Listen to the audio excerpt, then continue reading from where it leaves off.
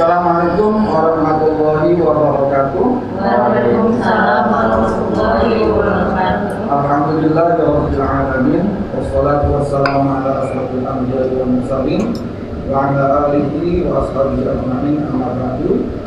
Yang kami hormati Kepala Madrasah Al-Yaqin Saada, Ibu Sulistiani MPD, Bapak dan Ibu Guru Madrasah Al-Yaqin Saada yang kami hormati pula.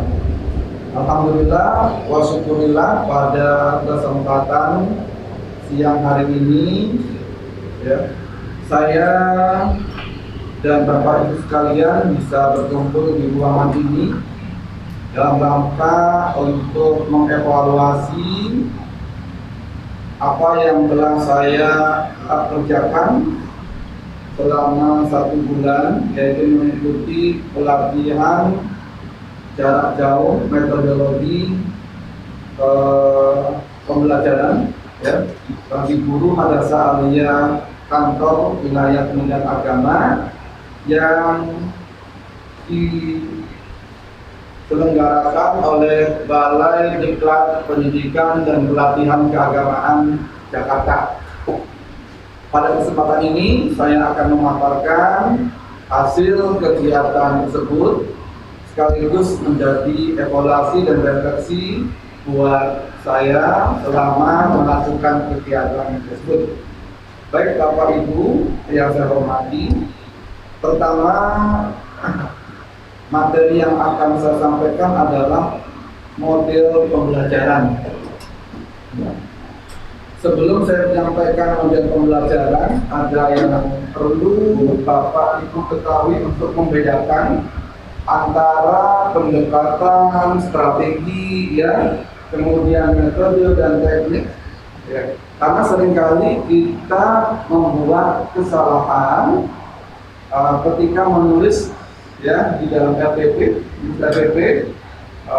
tidak bisa membedakan, kadang tidak membedakan model dan metode yang seringkali model atau strategi ya, padahal situ ada perbedaan.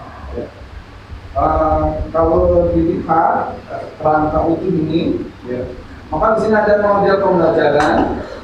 Di model itu nanti ada pendekatan pembelajaran.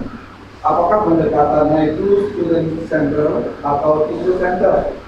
Pembelajaran yang berbasis pada siswa, ya, berpusat kepada siswa atau berpusat kepada guru. Nah, sekarang itu kan pembelajarannya lebih banyak berpusat kepada siswa ya. Ya, tidak lagi teacher center, tapi sesekali guru juga perlu menyampaikan ya, berceramah di depan siswa. Kemudian di bawah pendekatan itu ada strategi pembelajaran. Di situ ada acquisition, discovery learning, growth, individual learning dan seterusnya. Kemudian di bawahnya lagi ada metode pembelajaran. Nah ini yang metode pembelajaran ini ada kita ceramah, seperti saya sekarang ini sedang berceramah ya. Kemudian diskusi juga nanti macamnya banyak ya. Ada diskusi kelompok kecil, ada yang diskusi kelompoknya agak lebih besar, ada simulasi. Nah, simulasi ini melakukan kegiatan seperti praktek tapi bukan contoh yang sebenarnya. Contoh memandikan jenazah atau mengkafani jenazah. Nah, jenazahnya itu bukan jenazah asli, ya, tapi imitasi, contoh saja, tidak sebenarnya. Kemudian ada teknik dan praktek pembelajaran. Nah, apa yang membedakan dengan model pembelajaran itu? Di dalam model pembelajaran itu ada sintaks, ya, ada langkah-langkah pembelajaran. Nah, itu yang perlu diketahui dan sarankan.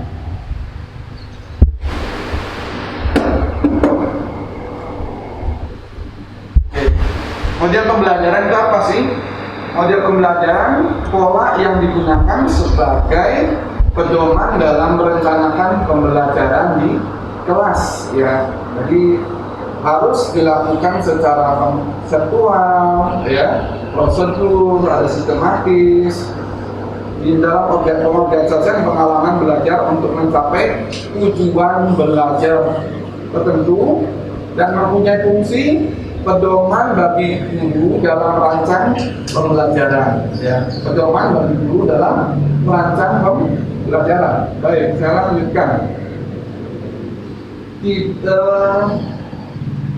Model pembelajaran bisa, tidak semua model pembelajaran itu baik, ya, dan atau paling baik. Semua model pembelajaran itu baik apabila memenuhi kriteria. Pertama, sahih atau valid. Model pembelajaran itu dikatakan valid, ya, bila dikembangkan secara rasional dan kritis yang kuat. Yang kedua, apakah terdapat konsistensi internal? Sahih ini, ya. Kemudian yang berikutnya praktis. Aspek kepraktisan satu model itu hanya dapat dipenuhi jika para ahli praktisi menyatakan yang dikembangkan dapat diterapkan. Yang kedua, kenyataan menunjukkan bahwa apa yang dikembangkan tersebut dapat diterapkan. Nah, kemudian kriteria yang ketiga itu efektif. Berkaitan dengan efektivitas ini Niven memberikan parameter berikut. Ahli dan praktisi berdasarkan pengalamannya menyatakan bahwa model tersebut efektif. Ya. Secara operasional, model tersebut memberikan hasil sesuai dengan yang diharapkan. Ini jenis model pembelajaran. Ada model pembelajaran berbasis langsung, ada model pembelajaran kooperatif, cooperative learning, ya, banyak sekali model kooperatif itu. Kemudian ada model pembelajaran berbasis masalah dan model pembelajaran kontekstual. Tadi saya katakan bahwa tidak ada model pembelajaran yang paling baik, ya, karena setiap model pembelajaran memiliki kelebihan dan kekurangan. Ada kelebihannya dan ada kekurangan. Ya. Model pembelajaran ketika kita menggunakan dalam satu RPP dan kita mau mempraktekannya di kelas, itu pertama harus disesuaikan dengan rumusan tujuan pembelajaran yang telah ditetapkan. Nah, ketika kita menurunkan dari indikator kan ada tujuan pembelajaran, ya, ada tujuan pembelajaran. Nah, ini model ini, ya, rumusannya tujuan pembelajaran yang ditetapkan. Kemudian analisis kebutuhan dan karakteristik peserta didik yang dihasilkan. Jadi ketika kita mau membuat atau memilih model dalam RPP yang mau kita terapkan di kelas, ya, lihat kebutuhan dan karakteristik peserta didik. Kalau karakteristik peserta didik itu senang diskusi, ya, di sini mungkin kita bisa menerapkan cooperative learning, ya. Kemudian lihat juga jenis materi yang akan diajarkan. Materi yang akan diajarkan apa? Contoh, kalau saya mata pelajaran fikih, ya, saya mau mengajarkan tentang pengurusan jenazah. Pengurusan jenazah. Nah, kira-kira kalau saya mau menyampaikan materi tata cara menghadapi orang yang sedang sakaratul maut, itu metode apa yang paling tepat kira-kira?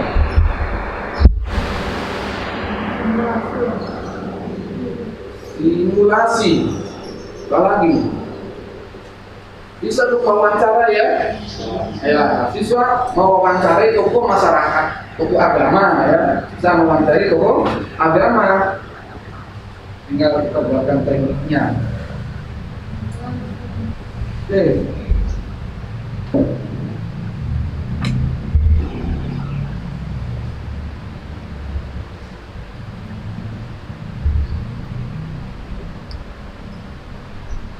Nah, model-model pembelajaran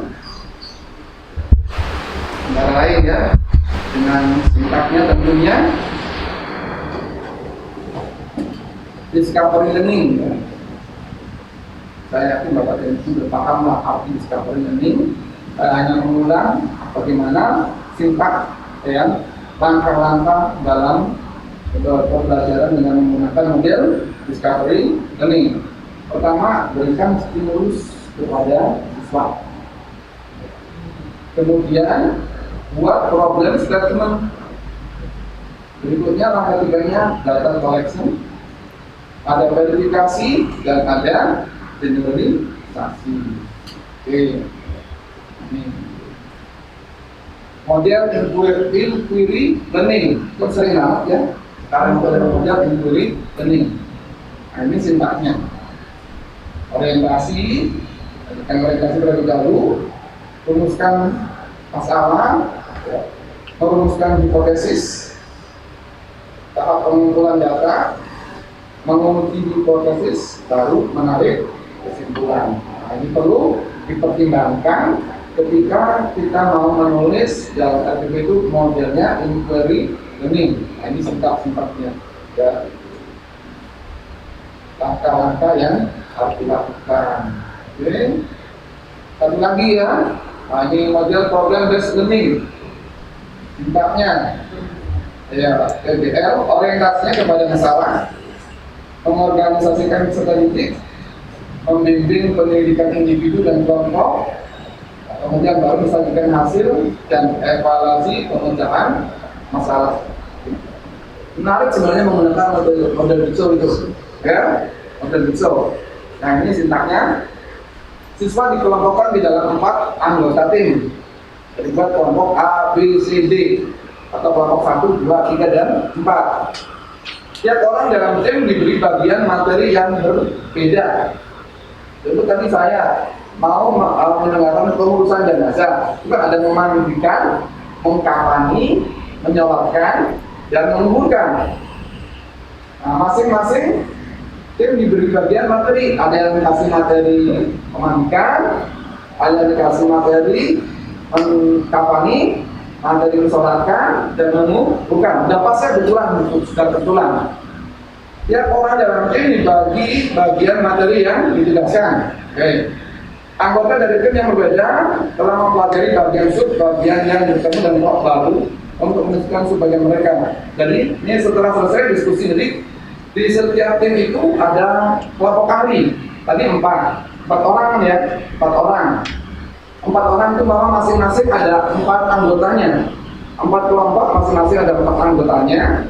A, B, C, D, sama A, B, C, D. A dikirim ke kelompok 2, B dikirim ke kelompok ini, ya, C 3, C dikirim ke kelompok ini. Begitu juga kelompok 2, ada yang dikirim menjadi ahli di kelompok A, ya, kelompok 1, kelompok 2, 3, dan 4 seterusnya.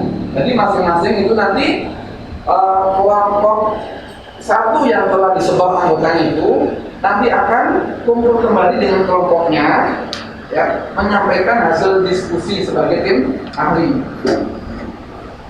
Baru nanti tim ahli itu mempresentasikan dan memberikan evaluasi. Baik, itu saja Bapak Ibu yang bisa saya sampaikan. Ada lagi, satu lagi ya, tentang pembelajaran di masa pandemi. Sekarang ada blended ya Bu ya.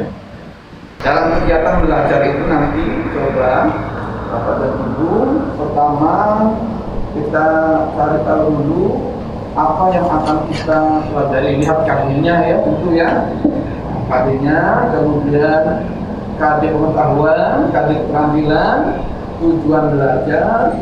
Nah, kemudian berapa jam pelajarannya? Ya, jam pelajaran berapa? Dan waktu penyelesaiannya kapan?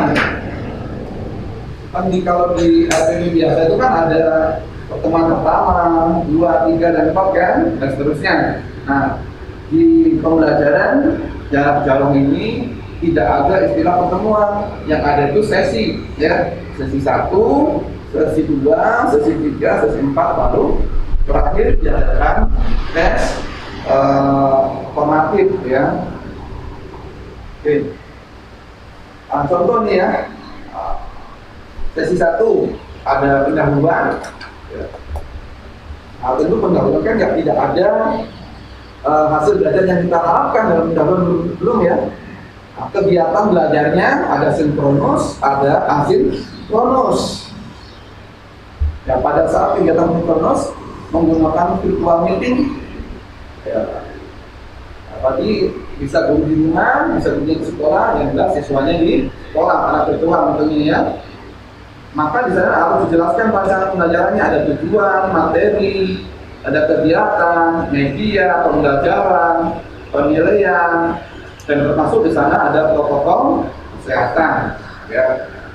Kemudian kolom berikutnya kegiatan belajar asinkronus, membuka rancangan pembelajaran di e-learning. Kebetulan ya kita kan menggunakannya e-learning. Media dan sumber belajarnya apa? Slide, PPT, video, ya. Kita lanjut. Nah, sesi pertama tadi kan saya menyampaikan tentang pengurusan dan dasar. Nah, sesi pertama itu tentang Sakaratul Maut, ya. Materinya itu hasil yang belajar yang diharapkan siswa mengerti tentang definisi Sakaratul Maut. Dan kedua, siswa bisa memahami tanda-tanda orang Sakaratul Maut. Hasil yang diharapkan berikutnya, bagaimana sih tata cara menghadapi orang yang Sakaratul Maut? Nah, baru berikutnya siswa membuat laporan hasil wawancara, karena yang saya gunakan adalah wawancara. Ya, sikapnya apa yang ingin saya peroleh? Sikap yang saya ingin peroleh dari siswa dalam pembelajaran ini adalah peduli dan tanggung jawab. Nah, sikapnya juga ditulis. Oke, baik. Kegiatannya apa? Tanya jawab di media sosial. Yang sinkronusnya, berarti siswa bertanya kepada guru ya lewat media sosial. Nah, kegiatannya kan kegiatan belajar asinkronus yang dilakukan. Maka siswa membaca artikel tentang Sakaratul Maut, ya, menyimak video, melakukan wawancara dengan tokoh agama atau guru agama setempat yang biasa menghadapi orang yang Sakaratul Maut. Terakhir baru menyusun laporan hasil wawancara. Susun ya. Baik. Nah, ini sumber belajarnya apa? Ada artikel. Artikelnya ditulis lengkap, ya. Artikelnya, linknya ditulis lengkap. Kalau link videonya ditulis lengkap. Terus tokoh agama yang menjadi narasumber bila perlu, ini nggak usah disebutkan kan? Karena kita tidak tahu siapa yang akan diwawancari oleh siswa. Terakhir, supaya pembelajarannya itu efektif, ada hasil, ya, buat rubrik penilaian laporan hasil wawancara. Ya, untuk penilaiannya supaya jelas. Ya. Betul. Nah, baru nanti dilanjutkan sesi kedua, sesi ketiga, sesi keempat, dan baru nanti ada tes formatif. Apakah nanti tes formatif mengerjakan tes atau tes lisan, tes secara online, terserah guru masing-masing. Tapi yang jelas kita sudah mendapatkan penilaian tiga penilaian pengetahuan dengan tes pengetahuan tadi, tes sumatif, ya, terakhir itu penilaian sikap dan keterampilan dalam mewawancarai kan, keterampilan dalam melakukan ungkapan jenazah, keterampilan menerapkan jenazah, nanti yang akan sosialisasi. Ya. Itu saja Bapak Ibu, barangkali yang saya sampaikan barangkali dari Bapak Ibu ada evaluasi, ya, atau hal lain yang perlu disampaikan, ya. Mudah-mudahan kegiatan ini berlanjut, ya. Apabila ada guru kita yang dikirim atau mengikuti dengan sendiri, kesadaran sendiri, ya, kegiatan-kegiatan serupa. Dan itu untuk mengevaluasi hasil kegiatan yang saya jalankan selama 1 bulan. Semoga kegiatan ini bermanfaat untuk kita semua dan bisa diaplikasikan di kelas ketika kita melakukan proses belajar mengajar. Terima kasih. Assalamualaikum warahmatullahi wabarakatuh.